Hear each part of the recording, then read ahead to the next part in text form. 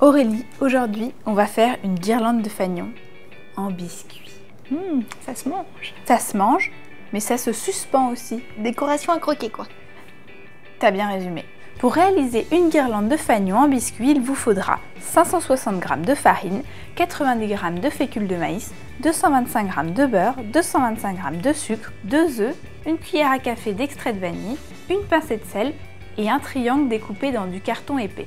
Pour la décoration, il nous faudra de la pâte à sucre, au moins 3 couleurs différentes, un emporte-pièce rond, un ruban de couleurs assorties et de la colle alimentaire.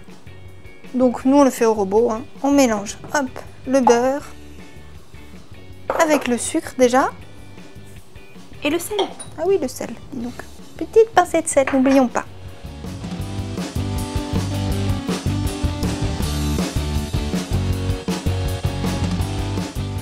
Ensuite, on rajoute nos œufs et l'extrait de vanille.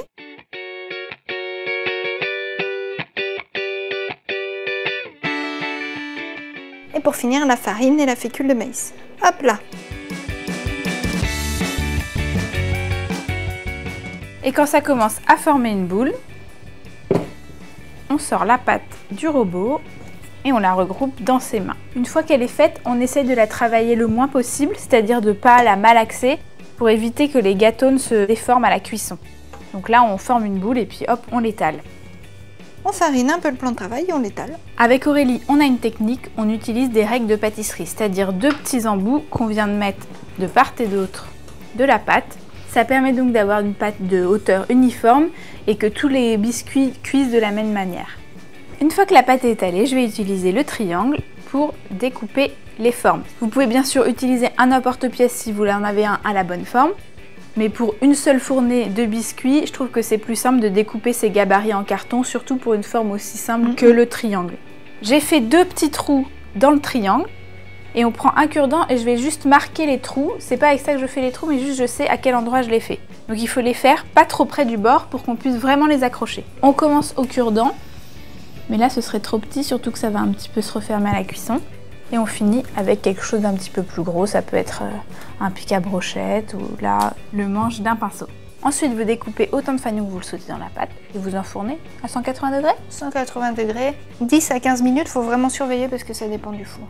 Il faut que les bords commencent à peine à dorer et hop, on les sort. Les sablés sont cuits, pendant qu'ils refroidissent, on va faire la déco. Pour la déco, on va faire des pois et des rayures. Je trouve que ça fait festif et anniversaire. Allez, on commence par les rayures. J'étale un peu de pâte à sucre blanche et tu peux étaler un peu de pâte à sucre rose. On poudre bien et on étale fin mais pas trop pour le blanc et assez fin pour le rose. On va découper des bandes roses qu'on va venir mettre sur le blanc. On coupe des traits un tout petit peu plus fins que les rayures qu'on veut parce qu'elles vont être étalées. Ok.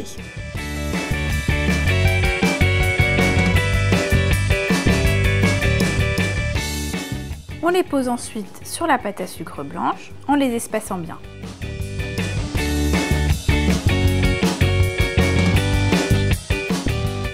Ensuite, on reprend notre rouleau et on va venir écraser les bandes roses.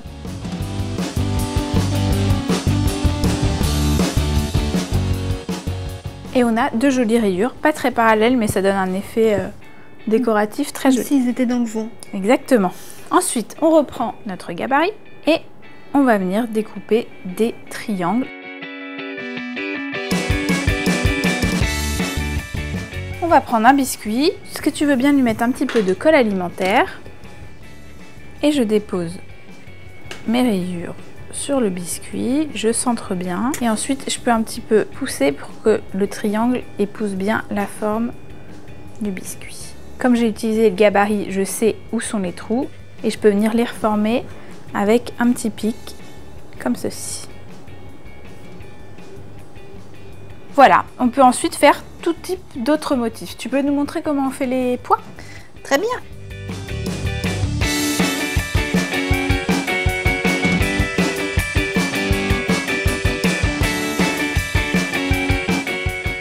Maintenant j'étale et je passe déjà un premier petit coup de rouleau, comme ça doucement, pour éviter qu'il se sauve. Et ensuite pour les ronds, pour éviter d'avoir des ovales, on fait un coup dans ce sens, un coup dans ce sens.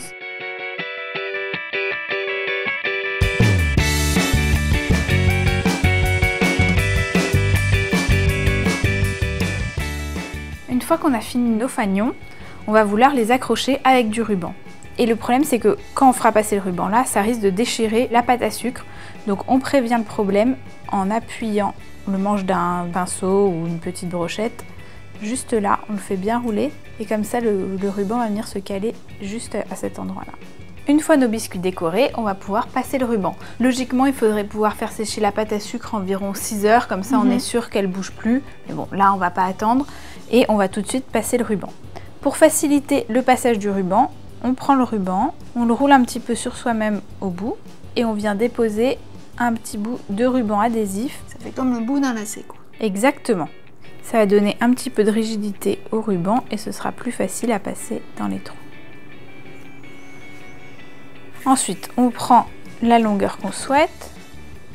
On fait passer le ruban à l'intérieur. Donc en gros, le fil du ruban sera derrière le drapeau.